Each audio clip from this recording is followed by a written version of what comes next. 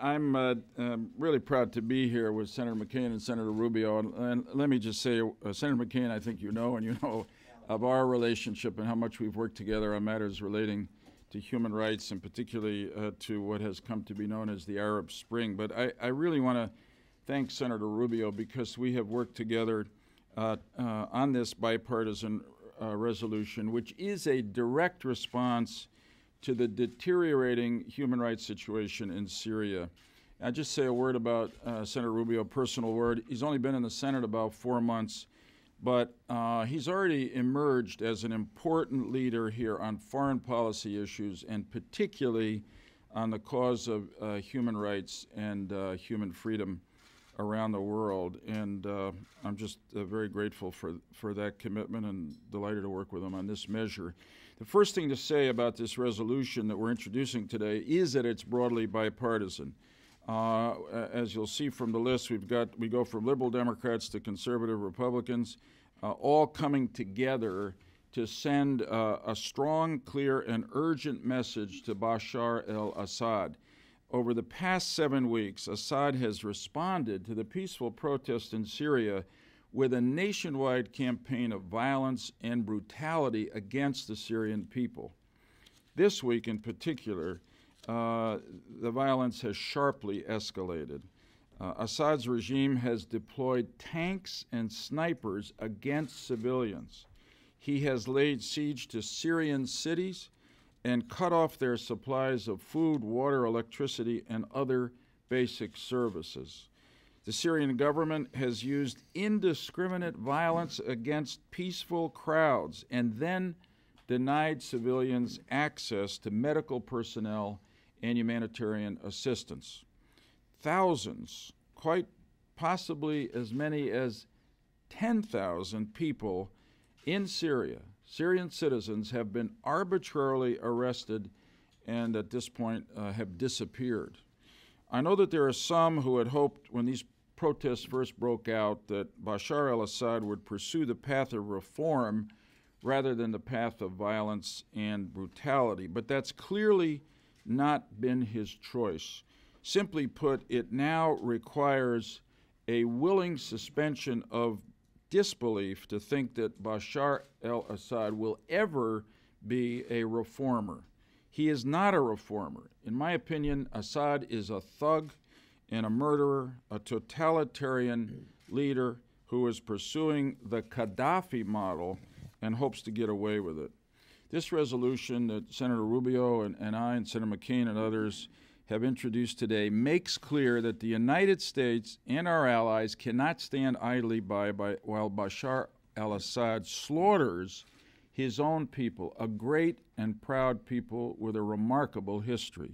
First and foremost, we hope our resolution sends a message to Assad himself that through his campaign of violence against his own people, he has lost the legitimacy to govern, and puts the Senate squarely on record as standing with the aspirations of the Syrian people. Second, we, in this resolution, urge a number of specific actions. President Obama, the week before last, put in place targeted sanctions against 3 Syrian officials responsible for human rights abuses. That was a positive step, which we're grateful for, but those sanctions need to be expanded to cover more Syrian officials who are clearly responsible for those abuses of the rights of the Syrian people, and the sanctions should go also against Bashar al-Assad himself because he's directing everything that's happening in Syria today. Every official in his regime must know that if they continue this barbaric crackdown against the Syrian people, they will be held accountable and face serious consequences. Our resolution also urges President Obama to speak out personally and directly about the situation in Syria and against the actions of the Syrian government, and to work with our international allies and partners at the United Nations Security Council to hold these Syrian human rights abusers accountable.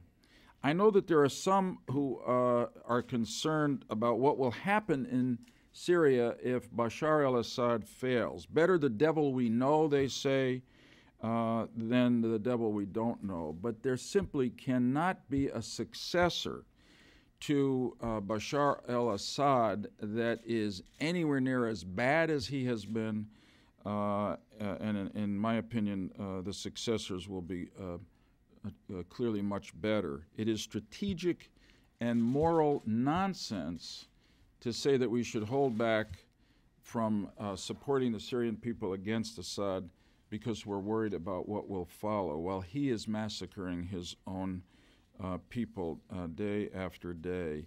And let me just briefly say, this is a regime, remember, that has been designated by the State Department as a state sponsor of terror. Syria is the most important ally of Iran, the Islamic Republic of Iran. In fact, it's Iran's only real Arab ally. It's a regime that built a secret nuclear program with the help of North Korea, and it's a regime that still has stonewalled the International Atomic Energy Agency investigation. This is a regime that has shown zero willingness to make the tough choices necessary for peace, and it continues to send deadly and destabilizing weapons to Hezbollah in contravention of UN Security Council resolutions. So I completely reject the notion that somehow we could be worse off if Bashar goes. This resolution is offered at a critical and difficult moment for the people of Syria. They are under ruthless and escalating assault. As we speak, thousands are being detained along with their family members and loved ones. I worry that many are being subjected to torture. So I hope that this resolution gives the Syrian people a full measure of hope at this dark hour that their peaceful demands for freedom will be met, that history is on their side. But in the immediate future, they should know that the people of the United States, as represented by the members of the United States Senate, stand in solidarity with the people of Syria against the Assad regime. I thank my colleagues for being part of this bipartisan resolution, and I'm honored to call on Senator Rubio at this time. Thank you, Senator. Thank you, Senator Lieberman, for the opportunity to be a part of this, and thank you to Senator McCain and all the others who have co-sponsored this. Just to add to what Senator Lieberman has said, I'll first begin in general terms by talking about the desire to live in peace and prosperity and freedom, because it served as an inspiration for many of the great causes in human history, not the least of which is the founding of our very nation.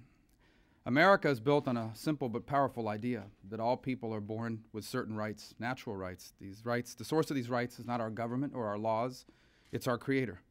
And that there's no government that has the right to deny us those rights. In fact, a government that denies people these rights is an illegitimate government and loses its right to continue to exist. For Americans, this powerful idea should never become simply some words on a historical document. Without these words, the American Revolution would have been nothing but another colonial rebellion. And while these principles are the cornerstone of our foundation as a nation, they are universal principles that apply to all people, in all places, at all time in human history. Yet for much of our history, and even today in many parts of the world, people have been denied the ability to pursue this dream. And one of those places is Syria. For decades, the rulers of Syria have been an outlaw regime. They have been state sponsors of terrorism around the world, and they have been opponents of freedom at home. The universal desire to live freely comes to us from our Creator, and therefore it's embedded deep in our heart. And when that right is denied to any people, anywhere, eventually, they will rise up and challenge those who deny them this God-given entitlement. And in 2011, that's happening in Syria. The only thing the people of Syria are asking for is the chance to live the way people all over the world live, with the freedom to pursue their dreams, with the freedom to leave their children better off than themselves, with the freedom to choose their national destiny by choosing their national leaders. These are simple requests. These are reasonable requests. And these are their God-given rights. And the Syrian government's response? Torture, abductions, and murder. We are here today, at least I am, and I speak on behalf of myself, but also on behalf of the resolution, in hopes of making three things very clear. The first is that we Americans are on the side of the Syrian people. We support their right to peacefully pursue a better future for their country. Second, America condemns the crimes being committed by the Syrian government. And third, Bashar al Assad should no longer be treated as the legitimate ruler of Syria. Like his father before him, he is a criminal. He should step down immediately, and if he refuses, I personally hope that the patriots and the Syrian armed forces will remove him and hold him and the criminals that accompany him accountable for the crimes they've committed against their own people. To President Obama, we thank you for the measures you've already taken. And we ask you to lead us now in making the cause of the Syrian people America's cause as well. Mr. President, lead us in using our nation's influence and voice to recruit other nations in the world to make it their cause as well. We hope our allies in Europe will continue to take new measures to punish the Syrian government and protect the Syrian people. We hope Turkey will use its emerging power and influence to help the Syrian people transition to a better future. We hope the Arab League, among the first to call out the crimes of Muammar Gaddafi, will now take on the cause of the Syrian people as well. And we hope the United Nations Security Council will rise to the occasion and fulfill its very reason to exist, to protect innocent life by calling for Assad to leave so that the people of Syria will have the chance to live free. Throughout our nation's history, tyrants have always lied about America's intentions because they fear our values. Our only interest in Syria is simple. We hope her people will have the same freedoms we do, so that together we can build a better world for our children and our children's children. Thank you.